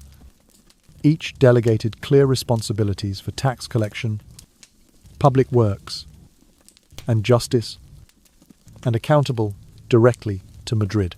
The old, labyrinthine bureaucracy, once split among myriad councils, was pruned and consolidated, streamlining decision-making and cutting paths of patronage that had often fostered corruption and inertia. Parallel to these administrative changes, Spain's navy received urgent attention. At the shipyards of Cartagena and Cadiz, new slipways were laid, and timber floated down the Guadalquivir to feed ambitious shipbuilding programs. French naval engineers advised Spanish shipwrights on more efficient hull designs and rigging configurations, while naval academies in Cadiz trained a new generation of officers in gunnery, navigation, and seamanship.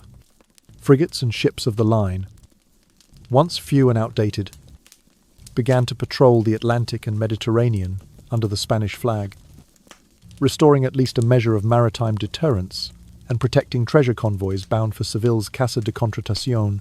Economically, Spain found cautious recovery in the years following Utrecht. The loss of European possessions was offset, in part, by a more disciplined fiscal regime. Tax farming, once a source of royal revenue, was gradually replaced by direct collection through the intendants, reducing abuses and increasing yields. Public finances, though never as flush as before, stabilized sufficiently to service the national debt without resort to constant defaults. Slow, steady shipments of silver from the viceroyalties of Peru and Mexico replenished the treasury, while stricter oversight of colonial trade administered by the revitalized Council of the Indies curbed smuggling and ensured that customs duties reached Madrid. Socially, the Bourbon reforms encountered resistance, especially among the entrenched grandees and Creole elites of the Americas. But the energy of modernization proved contagious. Roads and postal routes improved communication across the peninsula, facilitating both commerce and governance. In the ports, merchants regained confidence as the naval escorts reduced privateer attacks. Agricultural productivity, encouraged by royal incentives for crop diversification, began to edge upward, easing the burden on farmers long strained by war taxes. By the mid-century, Spain, though no longer the unchallenged superpower of the Habsburg era, stood renewed in its institutions and more aware of its limitations. The Treaty of Utrecht had ended a war that nearly shattered the realm. The Bourbon reforms rebuilt its foundations. A centralized state, a capable navy, and a stabilized economy provided a framework in which Spain could remain a contender on the European stage and protect its transoceanic empire. And so, from the ashes of battlefield defeats and territorial concessions, rose a reformed monarchy, its crown narrower, perhaps, but its sinews strengthened. The Treaty of Utrecht may have reshaped maps, yet it also compelled Spain to rethink and reconstruct itself, laying the groundwork for a new chapter in its storied history. Under the reign of Philip V, Spain embarked upon a series of sweeping changes known collectively as the Bourbon reforms, each designed to modernize a realm long weighed down by archaic privileges and outdated institutions. First among these measures was the abolition of feudal exemptions that had allowed local lords and ecclesiastical bodies to evade royal taxes. Vast estates that once answered only to tradition now fell under the direct authority of the crown, ensuring that revenues flowed more predictably into the royal treasury. Where once a farmer in Castile might pay tithes to a duke or bishop, he now remitted his dues to a newly established network of inspectors, answerable to Madrid. Next came a thorough overhaul of the civil service. Gone were the days when noble birth alone secured a seat in the administrative apparatus. Instead, Philip's ministers sought out men of proven ability, lawyers, cholas, and military officers, training them in royal academies in Toledo and Madrid. These talented bureaucrats, organized into tribunals and intendancies, managed everything from local justice to road maintenance. Their loyalty lay not with dynastic factions or local interests, but with the crown itself. A newly erected Consejo de Castilla oversaw their work, ensuring that policies formulated in the palace reached every corner of the kingdom without being diluted by parochial concerns. Meanwhile, Spain's armed forces underwent a profound transformation modelled on the French example. Under the watchful eye of veteran officers seconded from Versailles, the infantry was reorganized into permanent regiments with standardized uniforms and drill manuals. Gone were the irregular levies roused only in times of crisis. In their place stood professional soldiers who trained year-round, received regular pay, and expected promotion through merit rather than patronage. Artillery units, once little more than ad hoc crews wielding mismatched cannon, were reformed into disciplined corps, with specialists in gunnery and logistics. New foundries at Pamplona and Zaragoza produced uniform field pieces, and mobile caissons carried powder and shot wherever the king's banners led. At sea, too, Bourbon zeal spurred a renaissance. The shipyards of Cartagena and Cadiz saw their aged docks extended to accommodate warships of the line. Naval architects introduced sleeker hulls and stronger timbers, while French engineers instructed Spanish carpenters in new methods of copper sheathing. A naval academy in Cadiz taught midshipmen the rigors of navigation and gunnery.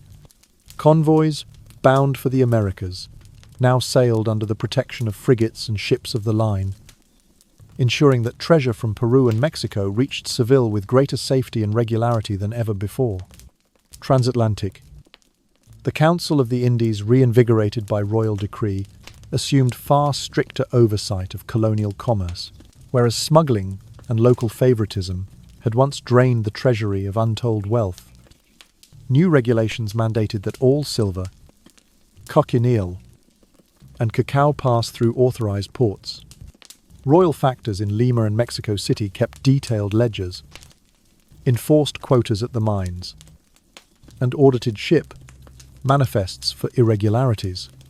In the Casa de Contratación at Seville, customs officials calibrated duties with mathematical precision, reducing the leeway for corruption. Though Creole merchants and colonial elites grumbled at these heightened controls, seeing their private profits shrink, they could not deny the impact on royal finances. Tax revenues from the Americas stabilized, reducing the need to borrow abroad at crippling interest rates. Resistance to these reforms was real. Nobles long accustomed to autonomous power bristled at the new intendants. Colonial merchants, a class that had built its fortunes in lax regimes, organized petitions and, on occasion, outright defiance. Yet Philip's government, armed with a revitalized bureaucracy and a reformed military, had the means to enforce compliance. Troops garrisoned royal ports, auditors rode circuit through the viceroyalties, and sentries along the Guadalquivir ensured that ships sailed only under official sanction. Over time, the combined effect of these measures became unmistakable. Revenues rose steadily, allowing Madrid to underwrite both domestic programs and overseas expeditions without defaulting on its debts. The professional army and modern navy deterred foreign encroachments, restoring a measure of prestige to the Spanish flag.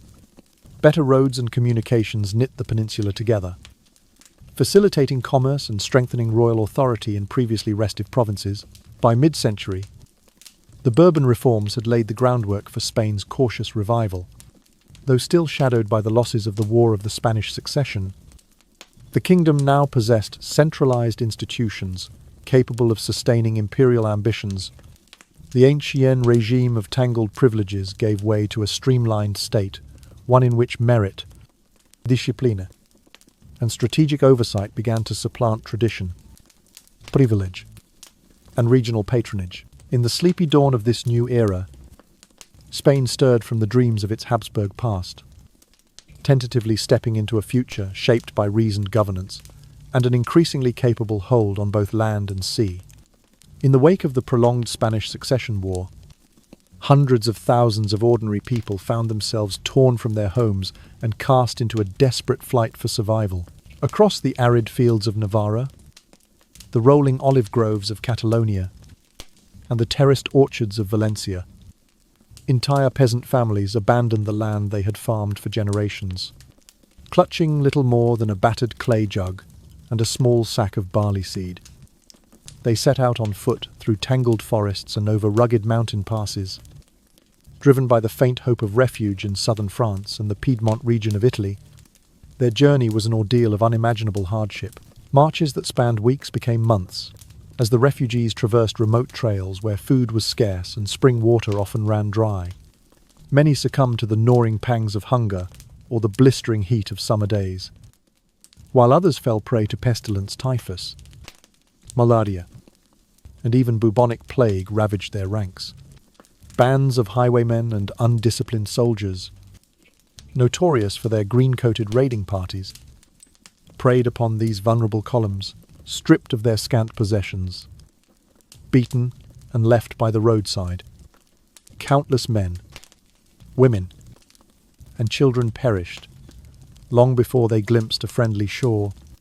Those who managed, against all odds, to stagger into port cities like Cadiz or Barcelona found no sanctuary awaiting them.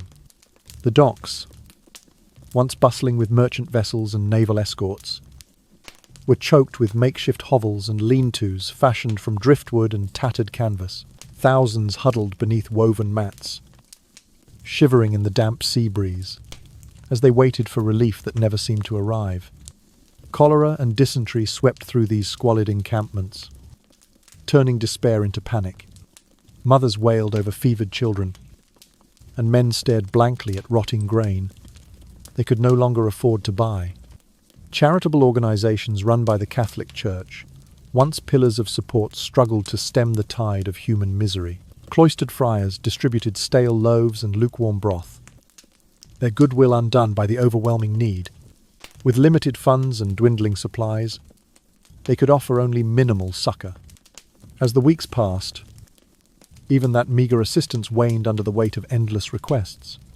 Local officials, themselves, stretched thin by wartime demands, found their coffers empty and their authority questioned. In the teeming alleys of the refugee quarters, desperation bred its own tragedy. Children orphaned by disease or violence were snatched by human traffickers, peddling them into servitude or worse. Elderly peasants, unable to fend for themselves, collapsed and died in doorways. The once proud farmers of Valencia, now reduced to begging for a crust of bread, fanned out along the city streets, their eyes hollow with the realization that their world had been irrevocably shattered. Meanwhile, the very fabric of Spain's rural economy was fraying. Fields lay untended, olive trees overgrew, and irrigation canals silted up. In the absence of their owners, bandits set fire to barns for sport or sustenance, turning once fertile valleys into charred ruins.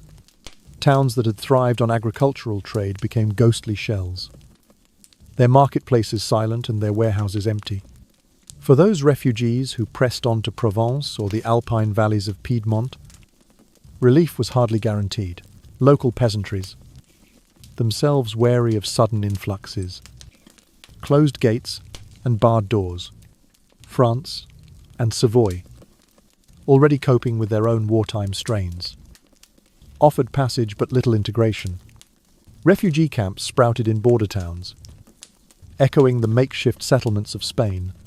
There, too, disease and deprivation stalked survivors, and the weary travellers whispered of Spain's lost glories.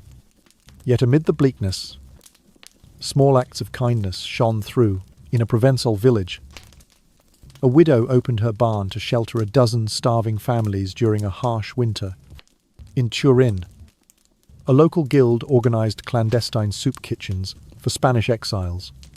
These scattered gestures could not reverse the tide of human suffering, but they offered fleeting warmth in an otherwise merciless era. By the time the war's guns finally grew silent, Spain had endured not only territorial losses, but an epic humanitarian calamity. The exodus of its peasantry left scars on the land, and in the collective memory of a people, generations would remember the sight of empty fields and deserted village squares, the haunting cries of children lost to fever, and the silent columns of refugees winding toward distant borders. In this vast tragedy of dislocation, the War of the Spanish Succession revealed its deepest cost: the shattering of countless lives, the fracturing of communities, and the erosion of trust in institutions once deemed sacred. It stands as a somber reminder that the greatest casualties of war are not always measured in miles of captured territory, but in human lives uprooted, hopes extinguished, and the lingering echoes of grief in silent countryside lanes. In the Americas, the reverberations of the War of the Spanish Succession struck with brutal immediacy. In the high plateaus of Peru and the sun-baked hills of central Mexico, silver mines that had once poured wealth into the royal coffers slowed to a trickle. The flow of capital and expert engineers from Spain had been diverted to military ends, leaving extraction operations understaffed and underfunded. Ore that once gleamed on the assay floor gathered dust, and the great Spanish galleons carrying bullion to Seville sailed half-empty or not at all. In Lima and Veracruz, bankers and moneylenders, pillars of the colonial economy, found their vaults echoing with emptiness. Letters of credit issued against anticipated silver shipments turned to worthless paper as shipments stalled indefinitely. Merchants who had speculated on future deliveries faced ruin. Agents of the Casa de Contratación in Seville reported a surge in default notices and frantic pleas for emergency loans. Local treasurers, forced to maintain the veneer of solvency, tapped every available reserve, only to discover that the storehouses held little more than casks of spoiled wine and barrels of salted fish. Against this backdrop of fiscal collapse, indigenous communities in the Andes rose in open revolt. Long subjected to onerous meter labor drafts and heavy tributes, Quechua and Aymara miners seized the moment of colonial weakness. Bands of highland warriors descended upon the Cerro Rico near Potosi, driving Spanish overseers from the shafts and looting the silver cutting houses. In the sugar haciendas of the Yucatan and Veracruz, Maya workers faced with soaring corvée demands set fire to cane fields and sabotaged milling equipment. Their resistance was not merely an expression of age-old grievances, but a direct response to the intolerable burden imposed by a crown that could no longer protect or even feed them. As the colonial economy spiraled, English and Dutch merchants saw both crisis and opportunity. They organized what came to be known as the Refugee Maritime Lifeline, a network of shipping routes skirting Spanish patrols around the Caribbean and the Atlantic. Fast sloops and brigantines carried grain, salted meat, timber, and tools from ports in Boston, Bristol, and Rotterdam to Spanish-American settlements on the brink of famine. These vessels also transported migrants, artisans, small-scale farmers, and exiled merchants seeking fresh starts in the British colonies of North America. In ports such as Charleston and Philadelphia, colonial administrators hastily parceled out land grants, eager to bolster their own economies with skilled newcomers. This influx of refugees reshaped the demographic tapestry of English colonies. In Carolina, Dutch-born coopers set up workshops alongside English tanners.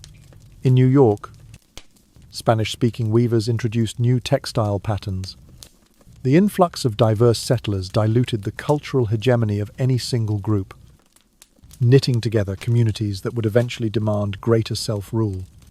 At the same time, the Spanish Empire's monopoly on transatlantic commerce began to crack. Dutch and English traders undercut Spanish merchants by offering more reliable delivery schedules and lower tariffs, drawing colonial producers away from Seville's grasp. Back in the Spanish-American heartlands, the Crown's inability to quell unrest or underwrite the treasury forced local authorities to resort to extreme measures.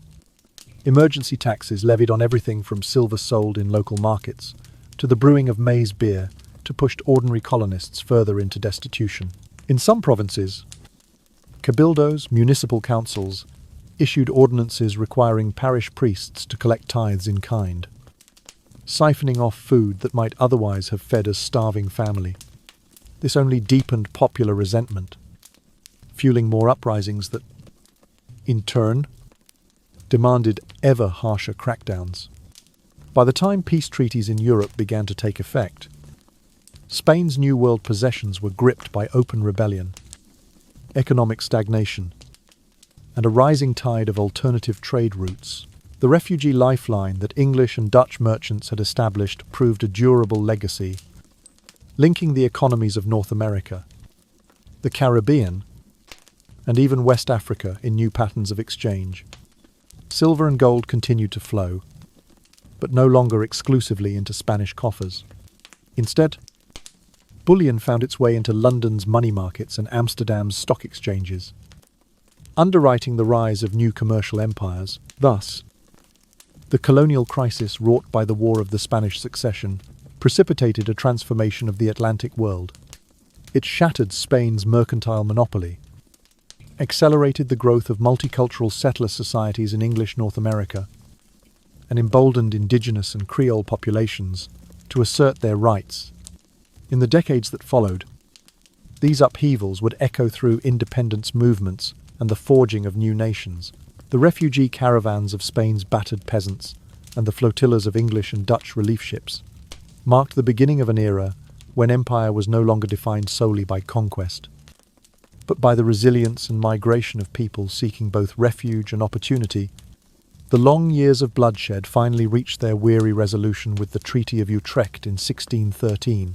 Though Spain itself did not send its own envoys, its court still reeling from internal strife, the terms forged by England, the Dutch Republic, France, and Austria would redraw the map of Europe.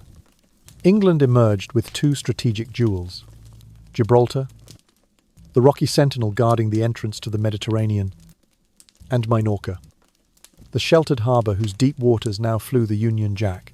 With those prizes, the Royal Navy cemented its command over the straits, securing naval supremacy that would endure for generations. For the Dutch Republic, the treaty guaranteed that the Spanish Netherlands would pass into Austrian hands, creating a neutral buffer to the south. This arrangement preserved Dutch security without requiring costly military occupation. Austria, in turn, added the southern provinces of the Low Countries and the Kingdom of Naples to its dominion's compensation for its own territorial sacrifices elsewhere. France, having pressed its claim furiously, accepted a compromise. Philip V, grandson of Louis XIV, would reign as King of Spain, but the Bourbon crowns of France and Spain must remain forever distinct. That single clause, enshrined in ink and solemn oaths, aimed to prevent any future union of the two thrones. Spain, though diminished in Europe, retained its monarchy intact. Philip V returned to Madrid as king, though the lands of Catalonia, Aragon, and Flanders now lay under foreign rule. Yet these European realms, while symbolically significant, had never equaled the wealth drawn from silver mines in Peru or the spices shipped from Manila. The urgent task before Philip and his ministers was clear: preserve what remained of the empire and rebuild a state shattered by war. Thus began the Bourbon era of reform. Inspired by French models of governance, Philip's government undertook a comprehensive overhaul of the administrative machinery. Ancient privileges that had allowed local nobles and church officials to collect taxes and administer justice independently were curtailed. In their place, a new cadre of royal intendants, selected for ability rather than birth, was dispatched to provinces across Spain. Reporting directly to the crown, these officials standardized procedures for tax collection, judicial appeals, and public works, creating a more coherent and responsive bureaucracy. Parallel to administrative reform was a transformation of the military. Drawing upon French expertise, the infantry was reorganized into permanently maintained regiments. Each soldier issued a uniform and trained to consistent drill standards. Artillery corps received modern cannon and standardized ammunition, while fortresses at key points such as Barcelona and Cartagena were strengthened to withstand future sieges. The new professional army, no longer reliant on feudal levies, provided a stable force for internal security and external defense. At sea, the Bourbon reforms breathed life back into Spain's navy. Shipyards at Cadiz and Cartagena were expanded, new slipways laid, and lumber floated down Spanish rivers to construct ships of the line and fast frigates. French naval architects advised on hull shapes and rigging innovations, and naval academies in Cadiz began training young officers in navigation, gunnery, and seamanship. Convoys bound for the Americas now sailed under escort, reducing losses to privateers and pirate raiders. Economically, the Crown moved to stabilize its finances. The long-ignored Council of the Indies was reinvigorated, overseeing colonial trade with greater rigor. All cargoes of silver, cocoa, and indigo had to pass through authorized ports and pay standard duties. Smuggling networks were disrupted by patrolling warships, and colonial merchants, though resentful, found that clearer regulations and reliable protection made long-term planning possible. Back in Spain, the tax system was simplified, with new schedules based on income and property value rather than arbitrary exemptions. While these measures did not instantly restore Spain's coffers to their former glories, they established a steady revenue stream and reduced dependence on costly foreign loans. Socially, the reforms provoked friction. Traditional elites bristled at the loss of privilege, and colonial Creoles chafed under tighter oversight. Yet the Crown's strengthened authority, backed by a loyal professional army and expanded naval presence, ensured compliance. Over time, these changes extended beyond mere efficiency gains. They laid the foundations for a more integrated kingdom, united by common laws, shared purpose, and a revived sense of national identity. Thus, from the ashes of Utrecht's territorial concessions rose a Spain reimagined under Bourbon rule. Though the loss of European lands marked a shift in the empire's centre of gravity, the reforms positioned Spain to defend its vast overseas domains and to participate once more as an active player on the European stage. The Treaty of Utrecht closed one chapter in history, but under Philip V and the Bourbon reforms, Spain opened another one, guided by centralized governance, a professional military, and an ambition tempered by the hard lessons of war. By the time the ink dried on the Treaty of Utrecht in 1613, Europe had not only redrawn its borders, but forged a new guiding principle of statecraft, the balance of power. No longer would a single dynasty be allowed to dominate the continent unchecked. Instead, the great powers England, France, the Dutch Republic, Austria, and Spain, even in its weakened state, agreed, whether openly or tacitly, to form shifting coalitions designed to curb any would-be hegemon. In this sleepy yet seismic shift, Diplomacy began to take precedence over endless campaigns of conquest. Under the new dispensation, alliances became as fluid as the tides. One moment England and the Dutch stood arm in arm with Austria against Bourbon France. The next they might negotiate separate accommodations to check Habsburg ambitions. This flexibility reflected a growing awareness that rigid blocks only invited perpetual war, whereas loose networks of cooperation could serve as a brake on unilateral expansion.